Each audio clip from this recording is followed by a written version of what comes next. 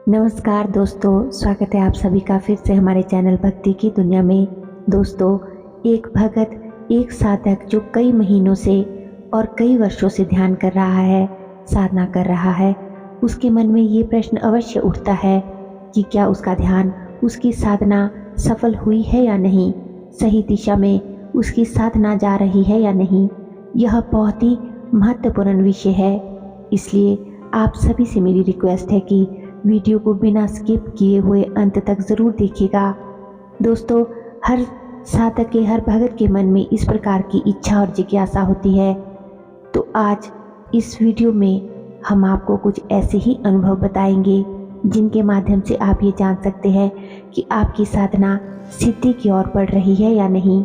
लेकिन उससे पहले दोस्तों, अगर आज आप हमारे चैनल पर पहली बार आए हैं तो हमारे चैनल को सब्सक्राइब ज़रूर कर ले और बेल आइकन को प्रेस करके ऑल पर भी क्लिक कर लीजिए।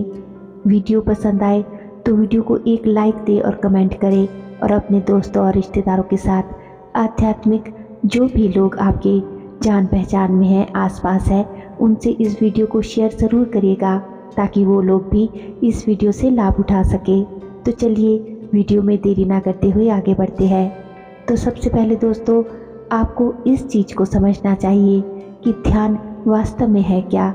ध्यान कोई दिखावा नहीं है, यह बहुत ही सूक्ष्म और गुप्त रूप से किया जाता है। ध्यान में देखने का अर्थ क्या है? इसका अर्थ है कि किसी चीज़ को बहुत गहराई से देखना, भौतिक चीज़ों को छोड़कर ईश्वर को देखना, ईश्वर को पहचानना, ईश्वर को महसूस करना। यानी ध्यान का अर्थ है इस भौतिक संसार को छोड़कर पारलौकिक संसार को देखना, पारलौकिक संसार को देखने का प्रयास करना, यही ध्यान है। यानी अपने शरीर को ना देखकर ईश्वर को देखने का प्रयास ही ध्यान है। आत्मा को छोड़कर ईश्वर को देखना, चिंतन करना ही ध्यान कहलाता है। तो दोस्तों, लेकिन आप ये कैसे जानेंगे कि आपको सिद्धि प्राप्त हो चुकी है या नहीं?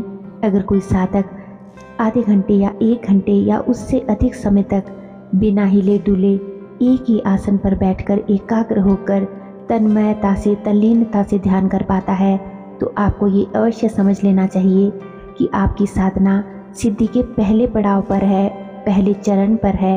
यानी आप एक सीढ़ी पार कर चुके हैं। इसके अलावा ध्यान और साधना करते समय अगर आपको भूख कम लगती है, आपके अंदर त्याग की, दया की भावना पैदा होती है। मान लो आपके पास एक रोटी है और आपके उस रोटी के खाने के समय ही कोई भूखा कुत्ता आपके सामने आ जाता है या फिर कोई भूखा बच्चा या गाय आपके द्वार पर आ जाती है, तो अगर आप आधी रोटी उसे खिला देते हैं तो इस प्रकार की भावना का मन में आ जाना, चाहे वो भोजन की हो, काम वासना की हो, लाभ लालच की, क्रोध की हो, अगर ये सभी विकार आपके अंदर से निकल चुके हैं, आपने इन सब का त्याग कर दिया है।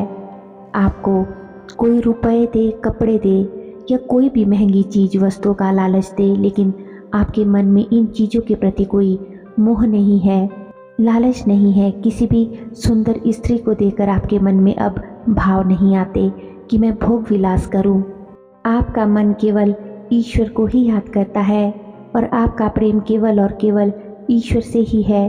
आपकी जो लगन है वो केवल आपके इष्ट से ही लग गई है। तो समझिए कि आप साधना और ध्यान के दूसरे चरण पर पहुंच गए हैं। अब तीसरी चीज़ है दोस्तों कि अगर आपको मीठा और चटपटा या फिर बहुत तीखा, खट्टा, इस प्रकार का जो तामसिक भोजन कहलाता है, अगर आपको वो खाने की इच्छा नहीं होती, आपको अच्छा नहीं लगता, आपको चमकीले तड़क भड़क वाले कपड़े पहनना अच्छा नहीं लगता, पहले जहां आप मांस मदिरा का सेवन करते थे, लेकिन अब आपने सब कुछ छोड़ दिया है, आपको ये सब चीज़ें बिल्कुल अच्छी नहीं लगती, तामसिक चीज़ों से आपने दूरी बना ली है, तो आप तीसरे चरण में पहुंच चुके हैं।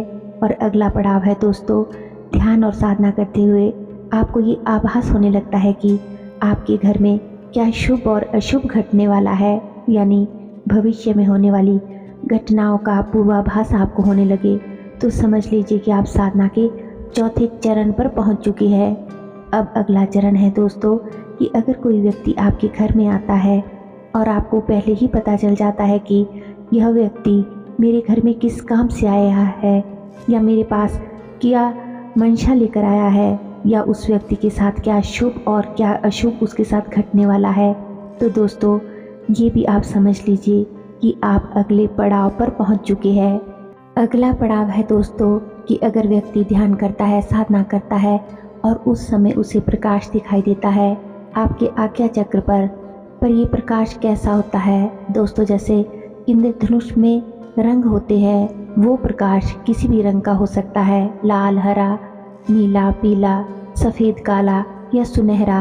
तो अगर ये आप देख रहे हैं तो आपकी ध्यान साधना परिपक्व हो रही है। और अगर आपको अपनी ध्यान साधना में किसी प्रकार की परछाइयाँ दिख रही है, कोई पेड़ पौधे, कोई पक्षी जीव दिख रहे हैं, तो समझ लीजिए कि आपकी ध्यान साधना अभी परिपक्व नहीं हुई है। और यदि आपको प्रकाश दिखाई दे रहा है तो समझ लीजिए कि आप 5वें पायदान पर है और इसी 5वें पायदान में सिद्धि का मार्ग जो है आगे बढ़ता है। अब आपको इसे आगे बढ़ाना है, बहुत ही ध्यानपूर्वक इसके आगे के चरण में पहुंचना है। तो दोस्तों प्रत्येक व्यक्ति के अनुभव और जो दृश्य उनको दिखाई देते हैं वो अलग अलग हो सकते हैं और जो उसके कर्म और उसके इष्ट पर निर्भर करता है कि उसकी साधना किस स्तर पर पहुंची है और उसके जो भाव है अपने इष्ट के लिए, श्रद्धा विश्वास है वो उसका कितना है और उसके जो पूर्व जन्म के कर्म है वो भी इसमें एक जो है रोल प्ले करते हैं। क्योंकि कई बार क्या होता है दोस्तों कि पूर्व जन्म में अगर आपने कोई साधना कर रखी है या फिर किसी आप दैवीय शक्ति से जुड़े हुए हैं तो इस जन्म में जब आप साधना करते हैं, ध्यान करते हैं तो बहुत जल्द ही आपको फल प्राप्त होना शुरू हो जाता है और आप जो है इन चरणों को जल्दी पार कर लेते हैं और अपनी मंजिल पर आप पहुंच जाते हैं। आपको जल्दी से जल्दी सफलता मिल जाती है। तो इसीलिए आपको हम बता रहे हैं कि ये बहुत सी बातों पर निर्भर करता है, आपके कर्म पर, आपके इष्ट के प्रति भाव पर और आपके पूर्व जन्म में की गई साधना पर। आशा करती हूँ कि आज की वीडियो की ये जानकारी आपको अवश्य ही पसंद आई होगी। वीडियो पसंद आई हो तो वीडियो को लाइक करें और अपने दोस्तों रिश्तेदारों का साथ शेयर ज़रूर करें। दोस्तों हमारे चैनल पर और भी अच्छी वीडियोज़ हैं, उन्हें भी जाकर ज़रूर देखें। लिंक जो है वो आप डिस्क्रिप्शन बॉक्स में चेक कर सकते हैं। तो चलिए मिलते हैं एक और नई जानकारी के साथ नई वीडियो में। तब तक के लिए आप सभी खुश रहिए, अपना ख्याल रखिए और अपनी आध्यात्मिक यात्रा पर आगे बढ़ते रहिए। धन्यवाद।